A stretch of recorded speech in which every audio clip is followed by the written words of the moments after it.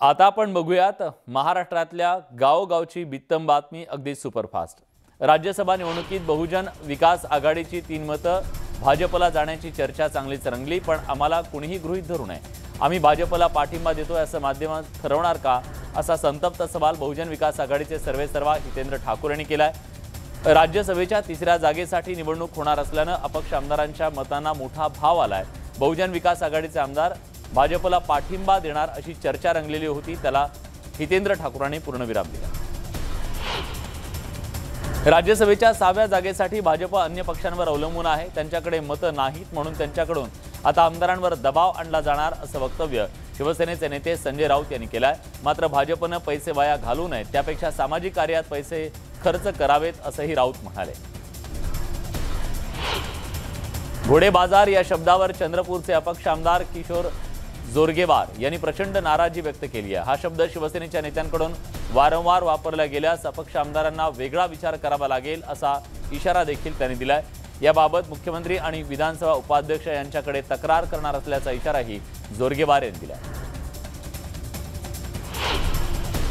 विरोधी पक्ष नेत्यांना मान द्यायचा असतो, म्हणून मुख्यमंत्री उद्धव ठाकरेंनी फडणवीसांना फोन केला होता, अशी प्रतिक्रिया उदय सामंत यांनी दिली आहे। मात्र येत्या निवडणुकीत आम्ही उत्तर देऊ, या निवडणुकीत महाविकास आघाडीचे सर्व उमेदवार विजयी होतील असा विश्वासही त्यांनी व्यक्त केला। येणाऱ्या काळात राज्यात मुख्यमंत्री हा आपलाच असेल असं भाकीत सामाजिक न्याय आणि विशेष सहाय्य मंत्री धनंजय मुंडेंनी केलंय। यावेळी मुंडेंनी शिवसेनेचे आमदार महेश शिंदे यांनाही नाव न घेता टोला लगावलाय। साताऱ्यातल्या डिस्कळ इथं शेतकरी मेळाव्याच्या सभेत ते बोलत होते।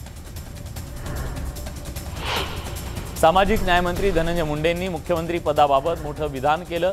पुढील मुख्यमंत्री राष्ट्रवादीचा असेल असं त्यांनी म्हटलं। त्यावर राष्ट्रवादी काँग्रेसच्या नेत्या सुप्रिया सुळे यांनी प्रत्येकाला पक्ष वाढवण्याचा अधिकार असल्याची प्रतिक्रिया दिली आहे। प्रत्येकाला आपला पक्ष वाढवण्याचा अधिकार असून काहींना दिवसाही स्वप्न पडतात, असा टोला काँग्रेसचे प्रदेशाध्यक्ष नाना पटोलेंनी धनंजय मुंडेंना लगावलाय। धनंजय मुंडेंनी मुख्यमंत्री पदाविषयी केलेल्या वक्तव्यावर पटोलेंनी ही टीका केली। दरम्यान मुख्यमंत्री पदाच्या वादात मनसेनेही उडी घेतली आहे। मवियातील या कुरबुरीवर मनसेचे प्रवक्ते गजानन काळेंनी ट्विटरवरून निशाणा साधलाय। पुढचा मुख्यमंत्री राष्ट्रवादीचाच असेल असं धनंजय मुंडे म्हणाले, तर संजय राऊत आणि त्यांच्या सेनेनं काय धुणीभांडी करायची का? मग तुमची हा टोमणा सेनेचा नाही तर महाराष्ट्राचा अपमान आहे आणि तो सहन केला जाणार नाही, असंही गजानन काळेंनी आपल्या ट्विटमध्ये म्हटलंय। 8 जूनला औरंगाबादमध्ये होणाऱ्या मुख्यमंत्र्यांच्या सभेला पोलिसांनी परवानगी दिली आहे। औरंगाबादमध्ये 8 तारखेला शिवसेनेची सभा होणार आहे। या सभेला पोलिसांनी 16 अटींसह परवानगी दिली आहे।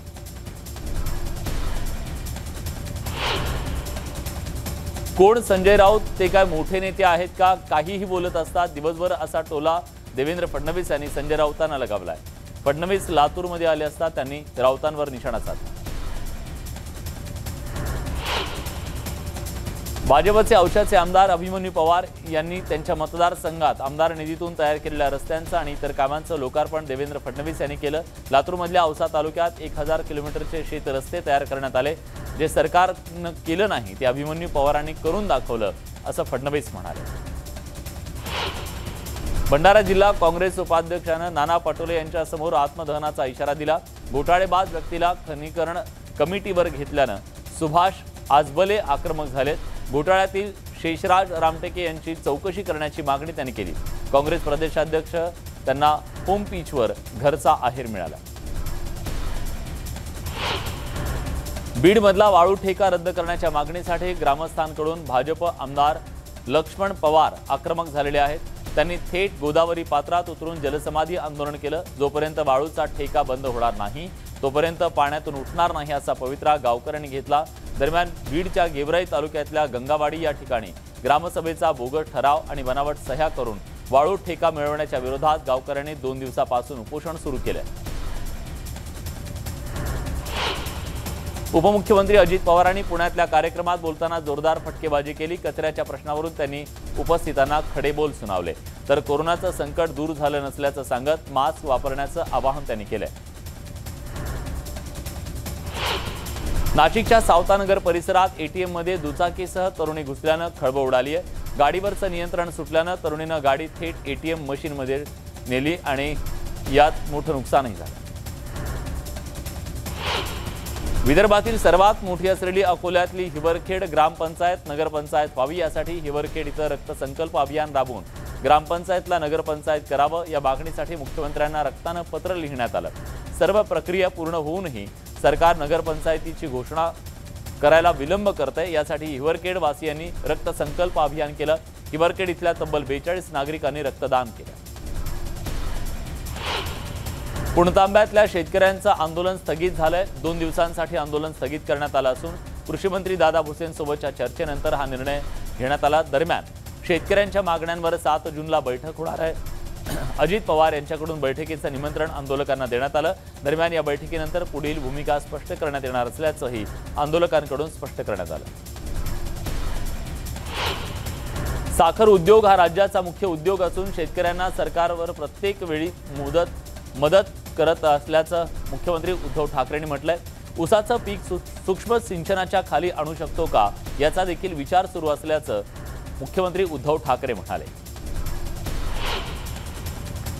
रुक्मिणी मातेच्या मूर्तीची झीज प्रकरणी येत्या 15 दिवसात वज्रलेपन केलं जाणार असल्याची माहिती औरंगाबाद पुरातत्व विभागानं दिली आहे। रुक्मिणी मूर्तीच्या पायाची झीज झाली आहे, त्यावर रासायनिक प्रक्रिया करणार असल्याची माहिती देण्यात आली। पुरातत्व विभागाचं एक पथक शनिवार नंतर पंढरपूरला पोहोचणार आहे। आषाढी एकादशीच्या आधी ही रासायनिक प्रक्रिया केली जाणार आहे। कोरोनाचा वाढता धोका पाहता केंद्रानं 5 राज्यांना पत्र पाठवले। देशातील वाढत्या कोरोना रुग्णांच्या पार्श्वभूमीवर महाराष्ट्र, तेलंगणा, कर्नाटक, तामिळनाडू आणि केरळ या 5 राज्यांना पत्र पाठवलंय। महाराष्ट्रातल्या मुंबई उपनगर, ठाणे, पुण्यासह पालघरमध्ये कोरोना चाचण्या वाढवण्याचे आदेश देण्यात आले। राज्यात कोरोना रुग्णांची संख्या वाढतीये, या पार्श्वभूमीवर सार्वजनिक ठिकाणी नागरिकांनी मास्क वापरण्याचं आवाहन करण्यात आलंय। मुंबई, पुणे, पालघर ठिकाणी कोरोना रुग्ण वाढतायत, त्यामुळे ह्या सूचना देण्यात आल्या। बस आणि सिनेमागृहात मास्क घालण्याचं आवाहन करण्यात आलंय। पावसाळा जवळ आल्यामुळे शेतकरी बियाणं खरेदी करण्याबरोबर पेरणीच्या तयारीला लागलाय। मात्र शेतकऱ्यांनी पेरणीची घाई करू नये, जोपर्यंत पुरेसा दमदार पाऊस होत नाही तोपर्यंत पेरणी करू नका, असं आवाहन राज्याचे कृषी मंत्री दादा भुसे यांनी शेतकऱ्यांना केलं। अमरावती शहराला मोर्शी इथं अप्पर वर्धा धरणातून पाणी पुरवठा केला जातो। या पाणी पुरवठा करणाऱ्या पाईपलाईननं 30 वर्षाचं आयुष्य संपलंय, त्यामुळे या ठिकाणी ही पाईपलाईन वारंवार फुटतेय। त्यामुळे तातडीनं पाईपलाईन दुरुस्ती करण्याची मागणी नागरिकांकडून केली जाते। जिंतूर नगरपालिकेच्या दुर्लक्षामुळे लाखो लिटर पाण्याच्या नासाडीचा प्रकार समोर आलाय। गेल्या काही दिवसापासून शहराला पाणी पुरवठा करणाऱ्या जलकुंभातून पाणी वाया जातंय। एकीकडे इथल्या नागरिकांना पूर्णवेळ पाणी पुरवठा करण्यात येतो, तर दुसरीकडे लाखो लिटर पाणी वाया जात असल्यानं नागरिकांनी संताप व्यक्त केलाय। औरंगाबादच्या बेगमपुरा भागात तणावाचं वातावरण निर्माण झालं। या ठिकाणी अवैध नळ कनेक्शन तोडण्यासाठी पालिकेचं पथक आलं, मात्र यावेळी परिसरातल्या संतप्त महिलांनी रस्त्यावर उतरत या कारवाईला विरोध केला, त्यामुळे परिसरात तणावाचं वातावरण निर्माण झालं। ऊर्जा मंत्र्यांच्या नागपुरातील रस्ते सध्या अंधारात आहेत, कारण स्ट्रीट लाईटचं बिल भरलं गेलं नाहीये, म्हणून महावितरणकडून 200च्या वर ग्रामपंचायतींची स्ट्रीट लाईट वीज कापण्यात आलेली आहे। त्यामुळे अनेक सरपंचांनी याबाबत नाराजी व्यक्त केली। वाशिम जिल्ह्यातल्या अनेक गावांमधल्या रस्त्यांची मोठ्या प्रमाणात दुरवस्था झाली आहे। दरम्यान 172 पाणंद रस्त्यांपैकी केवळ 2 पाणंद रस्त्यांची कामं करण्यात आली। उर्वरित मंजूर रस्त्यांची कामं न झाल्यानं नागरिक संतप्त आहेत। पुण्यातल्या कासेवाडीमध्ये महिलांच्या 2 गटात राडा झाला। पोलिसांसमोर या महिलांची शिवीगाळ, धक्काबुक्की सुरू होती। अनैतिक संबंधातून हा राडा झाला। त्यातील एका महिलेनं पोलीस स्टेशनमध्ये जाऊन तक्रार दिली आणि पोलीस घटनास्थळी दाखल झाले। मात्र महिलांनी पोलिसांना देखील धक्काबुक्की केली, त्यामुळे सरकारी कामात अडथळा आणल्याप्रकरणी 3 महिलांविरोधात गुन्हा दाखल करण्यात आलाय। 40 गावचे पोलीस निरीक्षक के पाटील पुन्हा वादाच्या भोवऱ्यात सापडलेत। त्यांनी केलेलं वाढदिवसाचं सेलिब्रेशन त्यांच्या अंगलट येण्याची शक्यता आहे। वाढदिवसानिमित्त के पाटील पोलीस स्टेशन परिसरात चक्क डीजे लावून फिरकले। यावेळी त्यांनी अन्य पोलिसांना सुद्धा नाचवलं, त्यामुळे के वादाच्या भोवऱ्यात सापडले। बुलढाणा जिल्हा पुन्हा एकदा बलात्काराच्या घटनेनं हादरलाय। गेल्या 4 दिवसात 3 बलात्कार झाल्याच्या घटना समोर आल्या। मलकापूर इथल्या जुन्या कॉटन मार्केट इथं राहणाऱ्या 17 वर्षीय अल्पवयीन मुलीला लग्नाचं आमिष दाखवून तिच्यावर लैंगिक अत्याचार करण्यात आला। तिला मुलगी झाली, मात्र त्यानंतर आकाश सातपुते या आरोपीनं लग्न करायला नकार दिला। या प्रकरणी आरोपीला अटक करण्यात आली। यवतमाळच्या पुसद इथं मेडिकेअर मल्टीस्पेशालिटी हॉस्पिटलमध्ये प्रसूती दरम्यान एका महिलेचा मृत्यू झाला। या घटनेच्या नंतर नातेवाईकांनी संताप व्यक्त करत हॉस्पिटल प्रशासनावर हलगर्जीपणाचा आरोप करत पोलिसात तक्रार दाखल केली। माधुरी वाडगिरे असं मृत तरुणीचं नाव असून ती आमटी इथली रहिवाशी आहे। कल्याणच्या वाडेघर परिसरात गॅरेज मालकावर जीवघेणा हल्ला करण्यात आला। या हल्ल्यात तरुण गंभीर जखमी झाला असून 1000 रुपयांसाठी चाकूने हल्ला करण्यात आला। या प्रकरणी आरोपीला पोलिसांनी बेड्या ठोकल्या।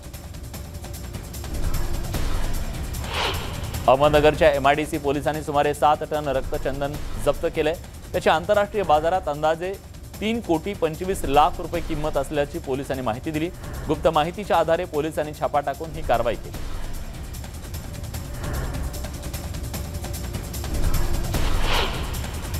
अहमदनगरच्या राशीन इथल्या मसाला व्यापाऱ्याला रस्त्यात अडवून पैशाची मागणी करत कोयत्याने मारहाण करणाऱ्या तिघांना कर्जत पोलिसांनी ताब्यात घेतलंय। रोहन माने, महेश माने आणि शाहरुख चांद शेख असं ताब्यात घेतलेल्या तिघांची नावं आहेत। संदीप पानसरे या व्यापाऱ्याला तिघांनी शहरातल्या एका दुकानासमोर 2000ची मागणी केली। पैसे द्यायला नकार दिल्यानंतर पानसरेंना कोयत्याने मारहाण करण्यात आली। दीर्घ मुदतीच्या ठेवीवर जादा व्याजदर दिलं जाईल असं आश्वासन देऊन कलकाम रिअल इन्फ्रा लिमिटेड या कंपनीनं जवळपास 2 कोटींच्या ठेवी जमा केल्या। त्यानंतर आता मुदत संपून 2 वर्ष झाली तरी ठेवीदारांना पैसे मिळत नाहीयेत। त्यामुळे त्यांनी पैसे मागायला सुरुवात केली, पण कंपनीकडून रकमेचा परतावा दिला जात नाही।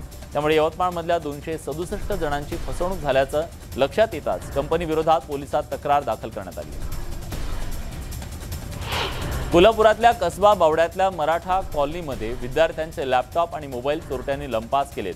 हा सगळा प्रकार सीसीटीव्ही कॅमेऱ्यात कैद झालाय। विद्यार्थ्यांच्या रूममध्ये प्रवेश करून चोरट्यानं हे साहित्य लंपास केलं। तोंडावर मास्क लावल्यानं त्यांची ओळख अजून पटलेली नाहीये। या प्रकरणी पोलिसात तक्रार दाखल करण्यात आली।